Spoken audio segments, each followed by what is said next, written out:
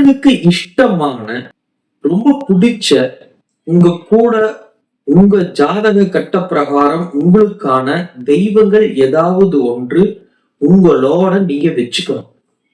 தெய்வத்தை உங்களோட வச்சுக்கிறது அப்படின்னு சொல்லும் பொழுதே நம்ம எல்லாம் என்ன நினைக்கிறோம்னா, அதையும் ஏதாவது ஒரு குறுக்கோளில ஃபாலோ பண்ணி நம்ம போய் அடைஞ்சிடலாம்.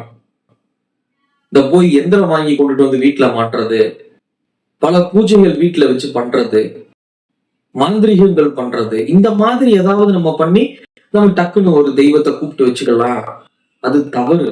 அந்த மாதிரியான தெய்வங்கள், அந்த மாதிரியான விஷயங்கள் நீங்கள் செய்யும் பொழுது அது இன்னும் அதிக பாதிப்புகளை கொடுக்க ஆரம்பிச்சிடும். ஒரு குறிப்பிட்ட காலகட்டம் கடந்த உடனே அது நம்மள பாதிக்க ஆரம்பிச்சிடும். தெய்வத்தை நம்ம கூட வச்சுக்கிறது அப்படின்னாலே, ஆஞ்சநேயரை பத்தி உங்க எல்லாத்துக்குமே தெரியும். ஆஞ்சநேயர் அவருக்கு எல்லா வகையான விஷயங்கள் தெரிஞ்சிருந்தும், எல்லா வகையான சக்திகள் அவர்கிட்ட இருந்துமே அவருக்கு அது ஞாபகத்துல எதுவுமே இருக்காது. அந்த மாதிரி தான் நம்மளும், நமக்கு எல்லா வகையான சூழ்நிலைகளையும் சமாளிக்கும் திறன் இருந்தும், அவ்வளவு பெரிய திறமை நம்ம கிட்ட இருந்தாலும் அந்த சிச்சுவேஷன் வரும் பொழுது நம்ம மறந்துடுவோம். நம்ம அதை செயல்படுத்த முடியாம மாட்டிக்குவோம். அப்ப ஆஞ்சநேயர் என்ன பண்ணினாரு? ராமரை தன் நெஞ்சுக்குள்ள குடியிருத்தினார்.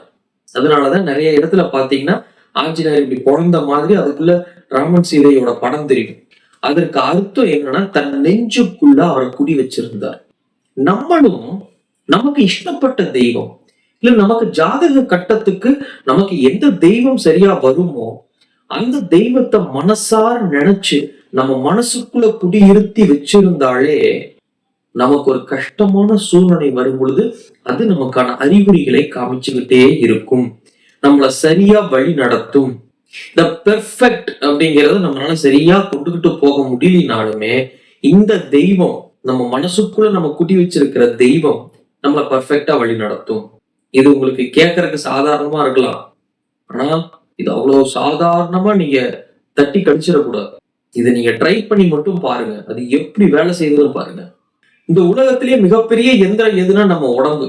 எல்லா வகையான சக்தி நிலைகளையும் தானா இழுத்துக்கிற சக்தி இந்த உடம்புக்கு இருக்கு. இந்த மனசு எதை நோக்கி செல்கிறதோ அதை நம்மை நோக்கி இழுத்து கொண்டுட்டு வர சக்தி நம்ம உடம்புக்கு இருக்கு. அப்ப எந்திரத்திலேயே மிகப்பெரிய எந்திரம் நமது உடல்.